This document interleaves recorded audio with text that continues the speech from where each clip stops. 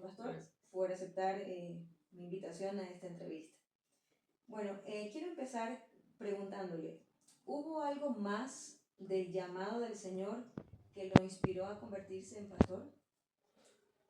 Bueno, realmente fue un proceso. No podría decir que fue algo de la noche a la mañana, porque el Señor en su misericordia permitió que yo naciera en un hogar donde mis padres eran cristianos, ¿no? Y son cristianos, en primer lugar. Pero en segundo lugar, creo que tanto ellos como yo no teníamos en mente el que yo sirviera al Señor en mi pastorado. No era algo que estaba, porque mi papá nunca hizo, digamos, alguna referencia a ser no, en verdad no. Mi mamá tampoco. Lo que sí ellos siempre hacían referencia era a servir al Señor, y siempre hacían referencia era a agradar al Señor, ¿sí? Entonces no podría decir que fue un evento específico. Lo que sí puedo decir es que fue el cúmulo de varias experiencias en mi vida que me permitieron llegar y servir al Señor donde estoy por acá, ¿sí?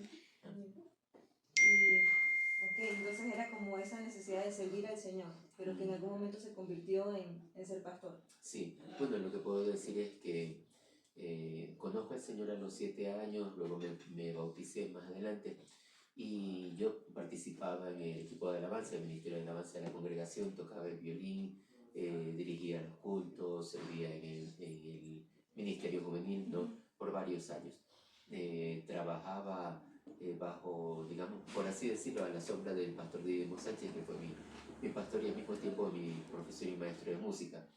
Y por esas cosas que el Señor hace, resulta que yo también tenía la misma vocación o el mismo empuje o llamado hacia el aspecto musical como lo tenía.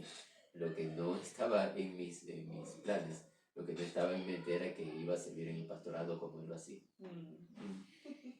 Gloria al Señor. Y bueno, ¿cómo describiría su llamado ministerial? Mi llamado ministerial, yo creo que es un llamado con una dosis de sacrificio. Sí, puedo definirlo así, un llamado. Pensando bien, creo que todos los llamados ministeriales tienen una dosis de sacrificio, pero yo creo que la dosis de sacrificio es distinta, es diferente, ¿no? De acuerdo a la persona y como Dios hace llamado. Ahí, por ejemplo, en el caso mío, ¿me repites la pregunta, perdón, para definir un poco la respuesta? Ajá. ¿Cómo describiría su llamado ministerial? Sí, a tiempo completo. A tiempo completo es como puedo describirlo. Y mi llamado ministerial es hacia la enseñanza y en el pastorado. Y en cuanto a mis dones, tengo don de misericordia, mis dones son el don de servicio, el don de la enseñanza. Sí, yo creo que va hacia allá también. Sí. Gracias, pastor. ¿Cuáles son los mayores desafíos que usted ha enfrentado en su ministerio? Estaba pensando en esa pregunta unos días anteriores que habíamos hablado del tema. Yo creo que el vivir en santidad, el vivir en integridad, creo que es el tener una disciplina. Yo creo que es un desafío, ¿sí? Otras cosas también como el guiar a la familia, el incentivar, el cultivar, el sembrar en ellos, ¿no? En que todos estén en los caminos del Señor, estemos caminando en las cosas del Señor. Yo podría decir que ese es el desafío, uno de los desafíos más altos del ministerio. La vida personal. Gloria al Señor. ¿Y cómo equilibra su vida personal con su vida ministerial? Esa es una buena pregunta. Es un poco difícil y yo creo que por la respuesta entenderán, ¿no? Que permanentemente lucho, digamos, en el aspecto personal, lucho con llevar un buen balance, ¿no? En la iglesia donde nosotros servimos tenemos células, bueno, servíamos en una célula los días lunes en la noche, los días martes en otra célula, los días miércoles en el estudio bíblico, el día jueves tenía una actividad que no recuerdo ahora y los días viernes tenía el culto de oración. Los sábados generalmente los dedicaba el día sábado de la noche a dar el remate, lo que era la predicación, y el día domingo todas las actividades generalmente que se llevan, ¿no? Entonces sí, tenía una carga bastante fuerte y creo que durante la pandemia esto se incrementó. Pero un día conversando con mi esposa me dijo, Vicente, necesitas separar un tiempo, así que tuve que ser, esta palabra que se utiliza tanto ahora, ¿no? Tuve que ser intencional y separar los días lunes, pedir a la persona que de la célula para no participar en la célula los días lunes y tener ese día lunes en la noche por lo menos de espacio, ¿no? Sí, yo creo que es un poquito difícil llevar el balance, pero Dios al mismo tiempo me ha permitido y debo dar gracias, Señor, por eso me ha permitido estar cerca de mi familia. Vivimos en una ciudad, en un área que nos permite conectarnos o comunicarnos rápidamente, ¿no? Mi esposa hace muy poco tiempo empezó a trabajar en un colegio y el Señor fue tan bueno, tan maravilloso. Quiero dar testimonio de esto. Yo le pedí al Señor, porque también el trabajo de ella también nos ayuda como familia, ¿no? En el aspecto económico, financiero.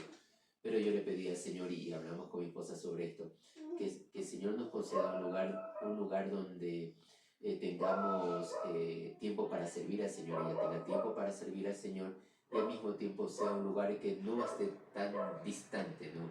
Y al mismo tiempo que no absorba todo su tiempo. El Señor nos concedió esas tres cosas. En la hora del almuerzo nos encontramos, ella puede almorzar, ¿no? Entonces yo puedo salir un ratito, en 7 minutos estar en el trabajo de ella y volver, ¿no? Y sí, bueno, el Señor sí demanda también entrega, sacrificio, ¿no? Como tú ves, no hay una persona aquí una secretaria que me esté controlando, entonces en ese sentido debo de mi compromiso con el Señor. Le consulto, ¿qué mensaje considera esencial para la iglesia hoy en día? Como decíamos, ¿no? Consagración, una vida consagrada, una vida comprometida, una vida de servicio a Dios. Lastimosamente lo que pasa el día de hoy es que las personas estamos preocupadas, ¿no? Por estudios superiores, por una maestría, un posgrado, y no hay nada de malo en eso. Pero creo que en alguna manera, perdón la expresión, nos hemos comido, nos hemos tragado la píldora del mundo, ¿no? El mundo, al menos en nuestra sociedad ecuatoriana, el mundo está hablando, el mundo vota, ¿no? El mundo por ir detrás de esas cosas. Y está bien que nos preparemos, pero no se pueden convertir en la meta máxima para nosotros, no, para nada. Nuestra meta máxima en lo personal es servir a Dios, no porque sea pastor, realmente no, sino porque servir a Dios realmente es lo más maravilloso. Y en ese contexto creo que nuestros hijos pueden servirle a Él, pueden amarle a Él, ¿sí? Y algo que estábamos diciendo, ¿no? Es que la cultura de hoy, cada persona, como decíamos, en los Estados Unidos, las personas, hay muchísima gente, las estadísticas dicen que las personas el día de hoy viven más individualmente o viven solas, mucho más que antes, ¿no? Y eso está haciendo que las personas pierdan este sentido de ser parte los unos de los otros, ¿no? Y el cristianismo es todo lo contrario, porque la iglesia del Señor Jesucristo es una congregación, ¿no? Es una hermandad espiritual, es una familia en Dios. Y si mi tendencia es a vivir de un modo individual, estoy en realidad yendo contra el principio bíblico, ¿sí? Sí. Es lo que podría un poquito aportar en este sentido de mensaje para la iglesia. Santidad, vida, y como dice el libro de Hechos, capítulo 2 en adelante, dice, tenían todas las cosas en común, dice la Escritura, ¿no? Y perseveraban unánimes de que tenían un mismo corazón, pero juntos de que personalmente estaban reunidos físicamente, exacto, oraban juntos, comían juntos, evangelizaban juntos, ayudaban a los pobres juntos, siempre juntos, ¿no? Presencialmente, físicamente, sí. Importante, gracias. Muchas gracias por esas palabras que el Señor ha puesto en su boca. Siguiente pregunta, ¿cómo ha visto la evolución de la iglesia en los últimos años? Bueno, yo tengo la grata experiencia de haber sido parte de la iglesia Alianza Cristiana y Misionera en la ciudad de Milagro. Y desde acá, digamos desde un lente de la sierra, yo he podido ver con una forma placentera, por decir así, ¿no? La forma dinámica en que la Alianza Cristiana y Misionera, la Alianza Central de Milagro ha crecido, ¿no? De esa manera. Pero, ¿me repites la pregunta, por favor? Sí. ¿Cómo ha visto la evolución de la iglesia en los últimos años? Exacto. Entonces, yo he visto, por ejemplo, el caso de la Alianza Cristiana y Misionera, la evolución de la iglesia ha sido un crecimiento numérico, su pastor ha sido un pastor con mucha visión y bendito sea Dios por eso, ¿no? Pero también he podido ver, digamos, desde un lente, digamos, lejano, he podido también observarlo y me doy cuenta que hay hay otros sectores donde digo yo todavía tenemos mucho terreno que recorrer. Todavía hay mucho terreno que recorrer. Quisiera decir algunas cosas, solamente estoy pensando si este sería el escenario para hacerlo, pero creo que quisiera hacerlo. Pero por ejemplo, en nuestra ciudad de Cuenca, ¿no? Cuenca nos presenta muchos desafíos, muchos desafíos. Uno de esos, mi hermana Gabriela, uno de esos es el tema de la migración. Por ejemplo, por decirles algo, nosotros dentro de nuestra congregación, el año pasado, solamente el año pasado, nosotros tuvimos el año pasado y el año pasado, creo que podría hablar de quizás unas 20 personas que han salido en términos de migración. Entonces, eso hace que de alguna manera nosotros no podamos crecer, ¿no?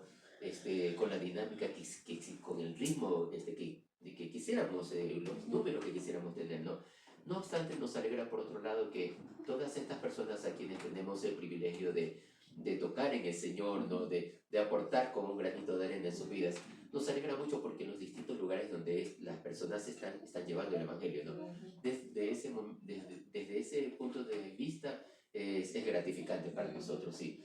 Pero sí, si hablamos en cuanto a terreno por recorrer, al menos como pastor de la primera iglesia bautista de Cuenca, yo creo que si podemos utilizar el término ambicioso, sí tenemos mucho por qué trabajar, por qué realizar. ¿Y qué papel juega, bueno, esto es algo personal ya, qué papel juega la oración en su vida diaria? Si no oras, no soy nadie. El Señor me ha hecho de una manera, bueno, como yo me crié en la iglesia, casi me sé todos los pasillos de la vida cristiana, así todo. Entonces, cuando en mi adolescencia, en mi juventud, yo podía dirigir un culto, podía repetir versículos de memoria, recitar versículos de memoria con mucha facilidad, pero sin tener una relación con Dios, sin tener una relación personal con Dios. Pero ¿qué lugar ocupa la oración en este tiempo de mi vida? No quiero sonar espiritualoide o super espiritual con eso, para nada, pero para mí es una necesidad. Es una necesidad porque los mensajes son frescos, ¿no? Uno tiene ideas renovadas, ideas frescas cada día. Hay el empuje de Dios, como yo lo digo en una frase, ¿no? Hay el impulso de Dios para las cosas. En mi caso, en mi constitución interna, soy menos errático, ¿no? Esa frase de constitución interna se la robo el pastor Nello Peque, una frase de sí. Pero internamente hablando, sí, quisiera comentar algo. Hablaba con un amigo que fue a vivir a Canadá, ¿no? Conoció al Señor, tuvimos la oportunidad de hablarle de las cosas del Señor, y él me decía, sí, pastor, me dice, cuando yo no leo la palabra, cuando yo no oro, soy visceral, decía él, ¿no?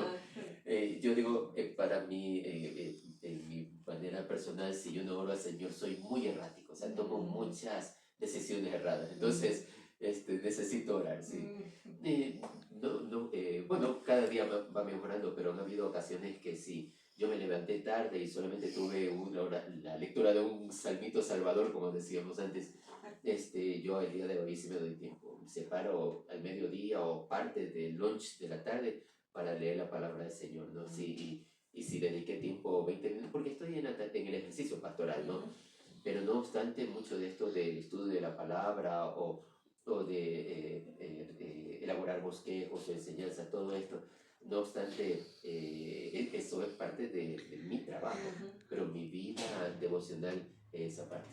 ¿Sí? Necesito dedicar tiempo a eso. ¿Sí? Bueno, yo quisiera testificar como algo personal, al compartir contigo, Viche, como pastor. Gracias, Julián.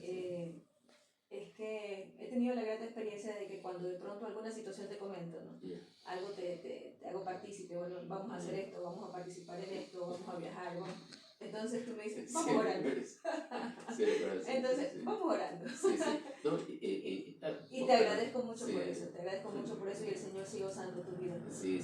Y quisiera decir algo, el Señor pone entrenadores en nuestra vida, ¿no?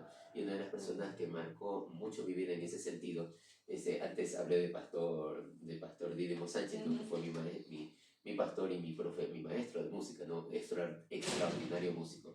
Pero en el área de la oración, yo debo mencionar al pastor José Zavala. Me acuerdo que nosotros teníamos, y bueno, cada pastor tiene su tiempo de oración, tiene su tiempo de estrategia. Viene obviamente algunas cosas que él hacía con nosotros en esa época, que servíamos con mi esposa, con él allá en la ciudad de Guayaquil, pero recuerdo que él siempre hacía énfasis en la oración, en la oración, en la oración. Y yo sé que ellos tienen un ministerio bastante fuerte, dinámico en la congregación, la Iglesia Herencia Guayaquil Norte. Mira, gloria al Señor. Bueno, ahora te consultaré, ¿cómo se prepara para su prédica cada semana? Me he hecho una buena pregunta, gracias por esa pregunta. La estaba revisando ahora. Ajá. Bueno, en realidad mi ritmo de preparación es el siguiente, el siguiente.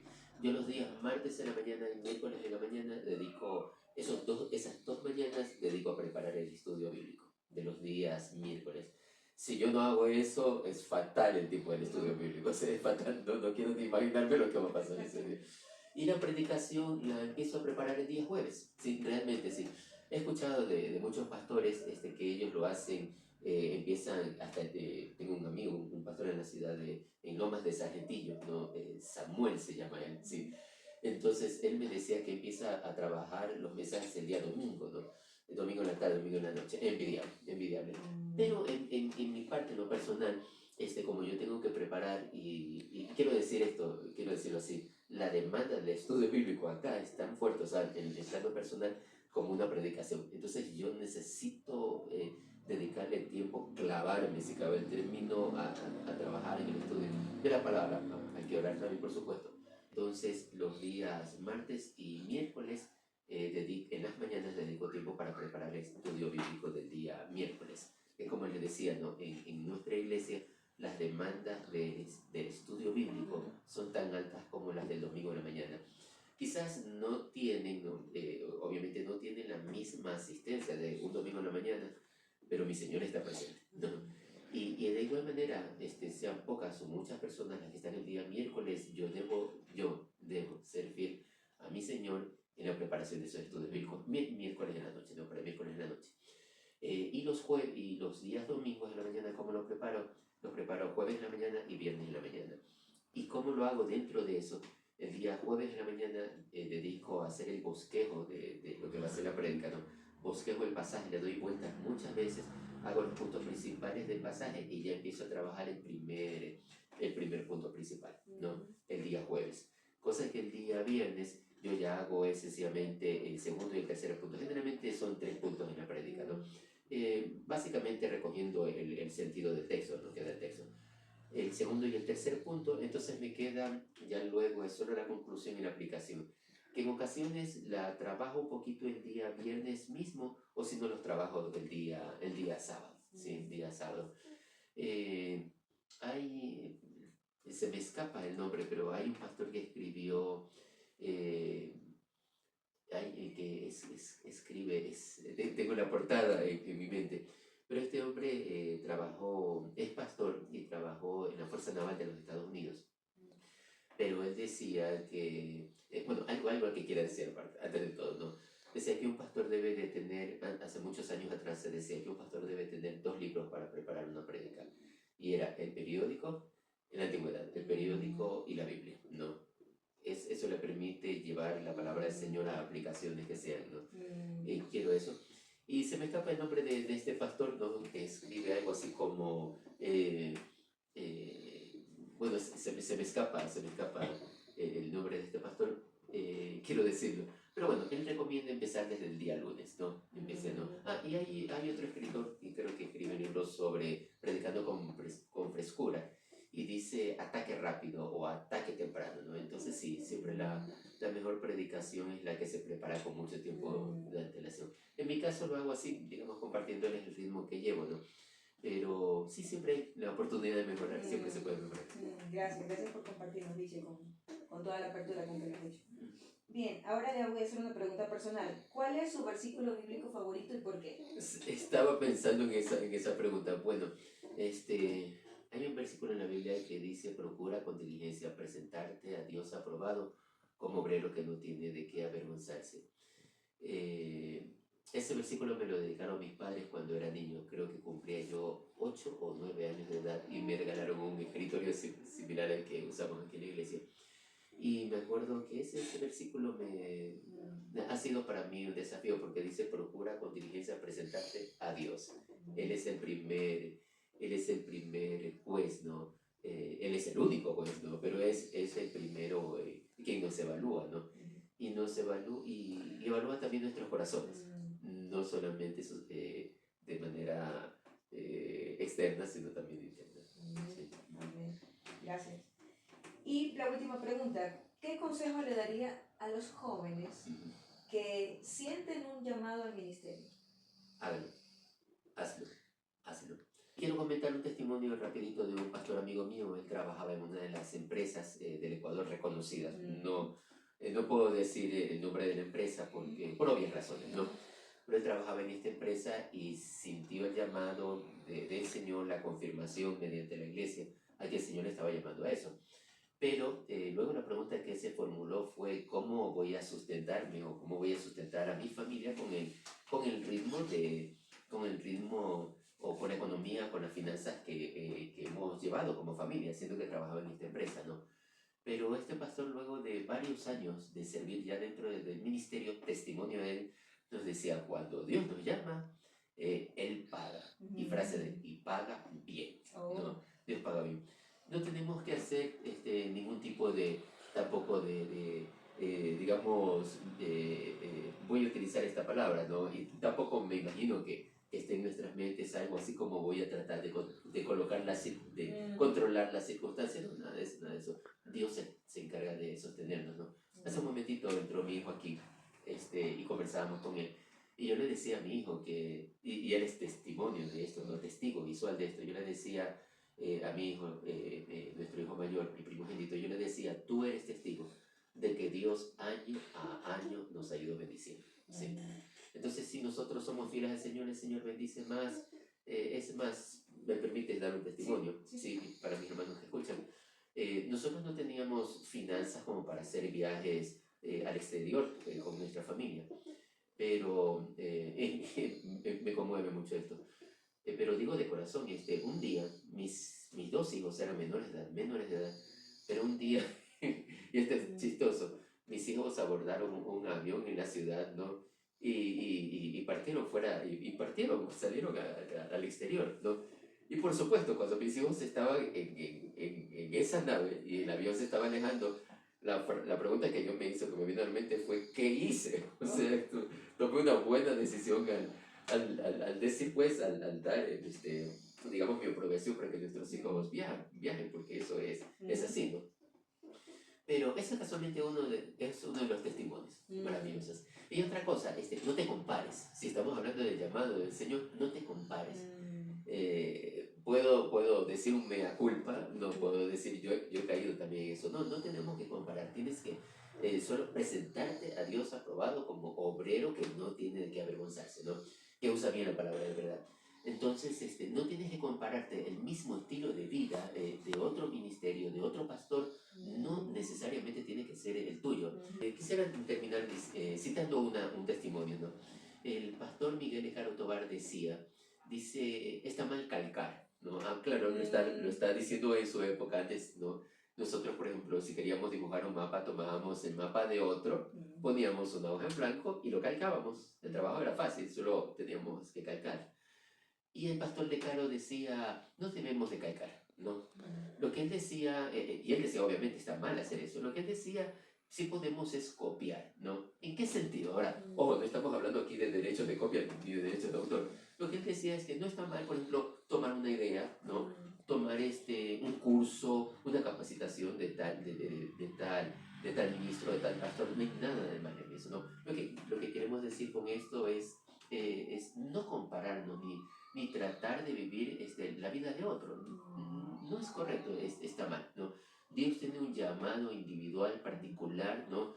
De acuerdo a las condiciones, de acuerdo a cómo Dios creó a esa persona. Y Dios va a utilizar a esa persona de acuerdo a cómo Dios la ha creado, ¿no? Y viene a mi mente la parábola de los talentos, ¿verdad? Sí, dice que Dios a uno dio 5, a otro dio 3 y a otro dio 1. En realidad no había ninguna diferencia, es Dios el que reparte los talentos, ¿no? Pero ¿cuál es la enseñanza de la parábola? El que tenía 5 trajo otros 5, el que tenía 3 trajo otros 3, el que tenía 1 debía de traer 1, pero no trajo ese talento, ¿no? mi hermano joven o adulto quizás, me estoy dirigiendo a algún hermano adulto que me escuche, o alguna dama también que me escuche, si tienes un talento y tu llamado es servir con ese tan solo talento, servir al Señor en el ministerio, hazlo, ¿no?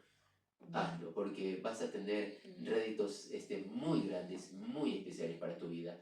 Si no lo hacemos sería grave, porque viene en mente el caso de aquel hombre que cogió el talento, lo metió en tierra y lo escondió. Y cuando vino el Señor, le devolvió el talento y le dijo, aquí tienes lo que es tuyo. Y lo que recibió no fue precisamente un entre comillas, halago, ¿no? O una palabra de ánimo, ¿no? En realidad lo que dice la palabra del Señor es que nuestro Dios le dijo, siervo malo y negligente, ¿no? No debías no haber tomado mi talento y ponerlo a trabajar por lo menos en el banco, ¿no? Hablando en términos monetarios. Si tú tienes el llamado para servir al Señor, mi querido hermano, mira, tengo la oportunidad de servir en esta ciudad, en la ciudad de Cuenca, ya algunos añitos, por la gracia de mi Señor.